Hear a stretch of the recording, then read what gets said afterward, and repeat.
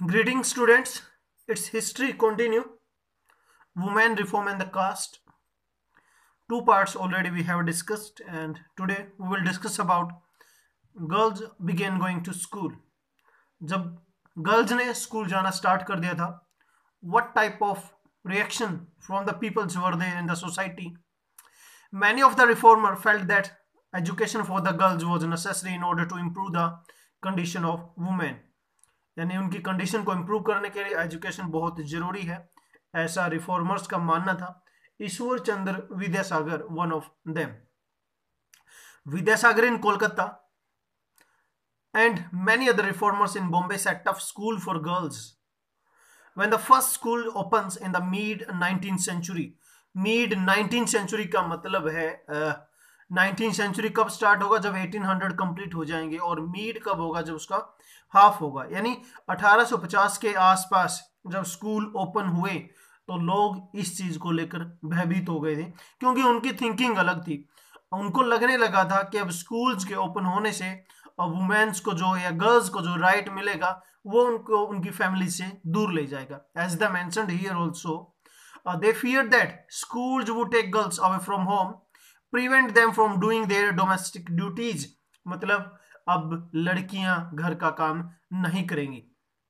Moreover, girls had to travel through the public places in order to reach school, and many people felt that would have the corrupting influence on them. अब जब लड़कियों को school में जाना पड़ेगा तो फिर गांव के अलग अलग एरियाज से, शहर के अलग अलग एरियाज से होकर उन्हें गुजरना पड़ेगा, इसलिए वो भी उनके लिए सूटेबल नहीं है. They felt that girls should stay away from school spaces. Therefore, throughout the 19th century, most educated women were taught at home.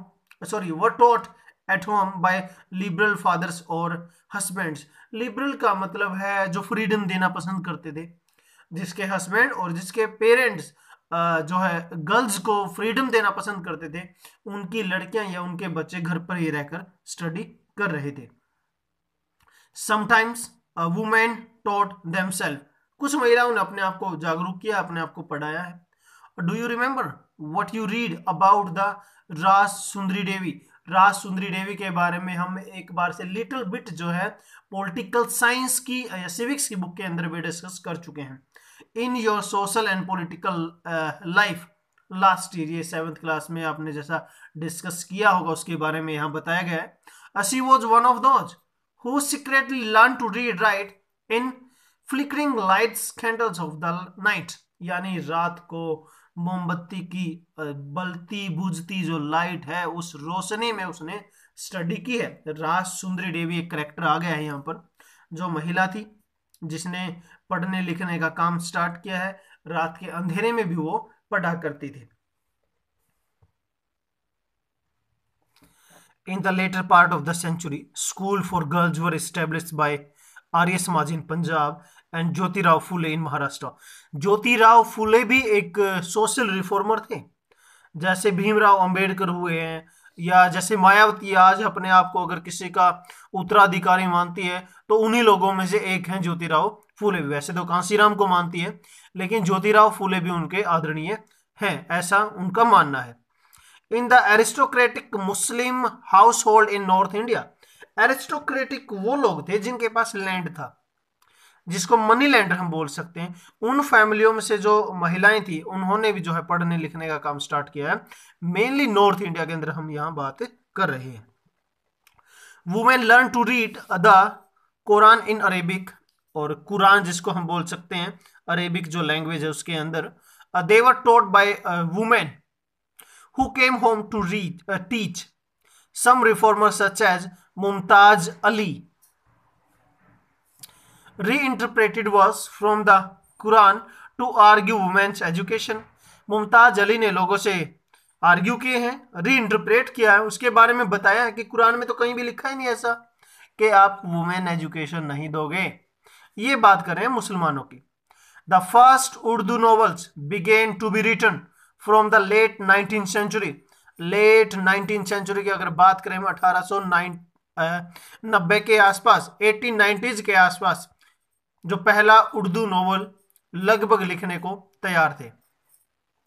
Among as the other things, these were meant to encourage the women to read about the religious and domestic management in a language they could understand, यानी एक ऐसी language जिसको वो आसानी से समझ सकते हैं, तो उसके अंदर वो लिखने के लिए तैयार थे almost. Now women writes about women, तो महिलाओं ने ही महिलाओं की सिचुएशन, जो दयनीय स्थिति थी एक प्रकार से समाज के अंदर, उसके बारे में लिखना उन्होंने स्टार्ट कर दिया। From the early 20th century, early 20th century का मतलब है 1901 से लेके 1910 1915 के आसपास तक, Muslim women like Begum of Bhopal played a notable role in the promoting education among the women। तो बेगम ऑफ भोपाल ने लिखने से बहुत अच्छा एक काम किया है जिससे सोसाइटी में अवेयरनेस आई।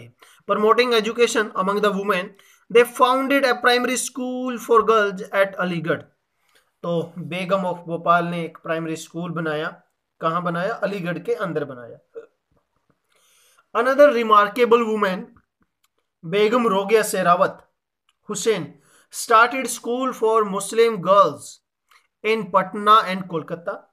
और बेगम रोगिया शेखावत हुसैन जो थी, उन्होंने भी एक स्कूल जो स्टार्ट किया था पटना और कोलकाता के अंदर, किसके लिए?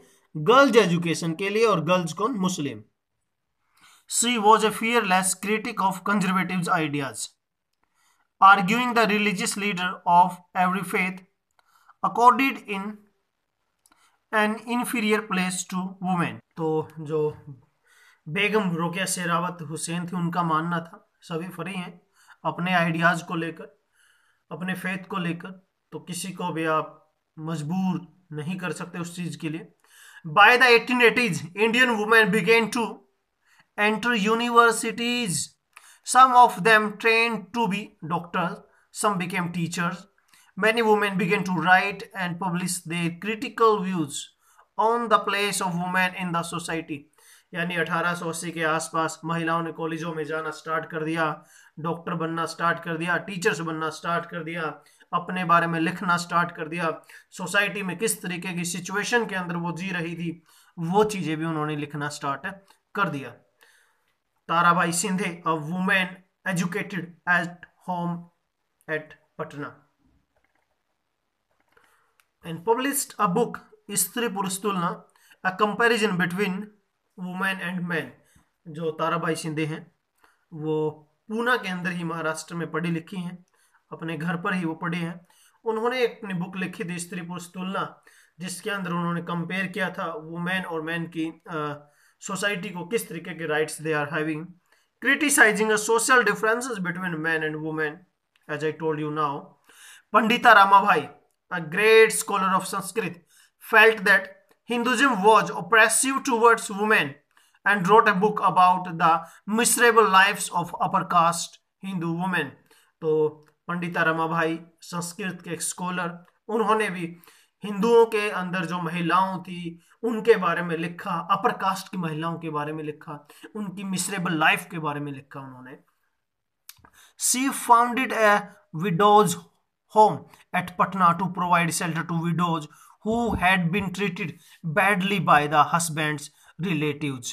मतलब अगर किसी महिला के हस्बैंड की डेथ हो गई है, जिसको विडो बोलते हैं, उसके बाद उसकी जो फैमिली यानी उसके हस्बैंड्स के जो रिलेटिव हैं उसके साथ बड़ा दुर्व्यवहार और मिसबिहेव जो करते थे, उससे बचाने के लिए उन्होंने पटना के अंदर एक जो है विडो शेल्टर बनाया था पंडिता रमा भाई ने, संस्कृत की जो स्कॉलर रही हैं। नीडलेस टू से all this more than the alarmed by the orthodox। For instance, many Hindu nationalists felt that Hindu women were adopting Western ways and that this would corrupt Hindu culture and erode the family's value। मतलब जब ये नई नई चीजें society में हमें देखने को मिली, महिलाएं एजुकेटेड हो रही थी और सवाल जवाब फैमिली से करना, जो उनका टॉर्चर था उसको बर्दाश्त करने से मना कर रही थी, तो फिर हिंदुओं की सोसाइटी के अंदर जो मेल डोमिनेटेड सोसाइटी है उन लोगों ने उसके ऊपर क्वेश्चन मार्क लगाना स्टार्ट कर दिया कि इस तरीके से तो ये सोसाइटी को एक प्रकार से क्या करेंगे, बदनाम कर देंगे, हमारे कल्चर को खत्म कर देंगे। Orthodox Muslim were also worried about the impact of these changes. अब मुसलमान भी इसके बारे में वरीड थे, और उनकी तो सोसाइटी को अगर आज भी हम देख लें तो बुर्का सिस्टम क्या है, किसी भी तरीके की कोई आज़ादी उसके अंदर नहीं है। और भी जैसे बहुत सारे मुस्लिम कंट्रीज हैं, इवन अभी जो संयुक्त अरब अमीरात है, ड्राइविंग का लाइसेंस भी फिलहाल उन्हें दिया गया है। इवन वो अपने फैमिली मेंबर्स के अलावा ओपनली कहीं वो ट्रैवल भी नहीं कर पाती। तो ये ऑर्थोडॉक्स लोगों की सोच ऐसी रही है पास्ट के अंदर भी, और जो कंटिन्यूसली आज भी है बहुत सारी सोसाइटी के अंदर। As you can see, by the end of the 19th century, women themselves were actively working for reform. And they wrote books, edited magazines, founded school and training centers, and set up women's association. From the early 20th century, they formed political pressure group to push the through laws for female suffrage, यानी right to vote. Suffrage का मतलब है right to vote. यानी society के अंदर बहुत सारे changes हमें देखने को मिले हैं, और धीरे धीरे जो वुमेन हैं उन्होंने अपने राइट्स के लिए मूवमेंट चलाना स्टार्ट कर दिया। सफ्रेज एक मूवमेंट था, right to vote for female के लिए। And the better health care and education for the women, some of them joined the various kind of nationalist and the socialist movement from the 1920s। As I told you now कि जो है right to vote के लिए उन्होंने एक movement start किया था, क्योंकि पहले महिलाओं को राइट टू वोट नहीं था।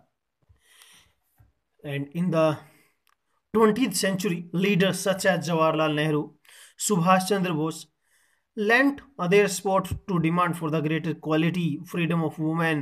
Nationalist leader promised that there would be full suffrage for all men and women after independence. यानी भारत के अंदर तो एटलीस्ट ऐसी चीजें नहीं होंगी, भारत के लीडर्स ने ऐसा प्रॉमिस किया। देखो स्टूडेंट्स, मैं एक बात बता देता हूं, इंडिया ही दुनिया का ऐसा कंट्री है जिसमें डायरेक्ट सभी को राइट टू वोट मिल गया। यानी इंडिया के जितने भी अडल्ट लोग हैं सभी को एक साथ राइट टू वोट मिल गया। 1952 के अंदर जब फर्स्ट इलेक्शन कंडक्ट किए गए थे तो सभी इंडियंस को राइट टू वोट मिला हुआ था। बात हम फ्रांस की करें तो पहले एक्टिव सिटीजन यानी अमीर अमीर जो लोग थे, रिचेस्ट जो पर्सनैलिटी थी, उन्हीं को राइट टू वोट था, और महिलाओं को तो बिल्कुल भी राइट टू वोट नहीं था। उसके बाद मेल को राइट टू वोट दिया गया जो अडल्ट हैं, और बाद में जाकर जो है फीमेल को भी राइट टू वोट मिला है। इट मींस दुनिया का इंडिया एकमात्र ऐसा कंट्री है जिसने एक बार में ही सभी को राइट टू वोट दे दिया। Students, it was all over about the situation of girls when begin they started going to school, and the women's right about women's के बारे में हमने डिस्कस किया है। It was all over about for today's. Thank you, have a nice day.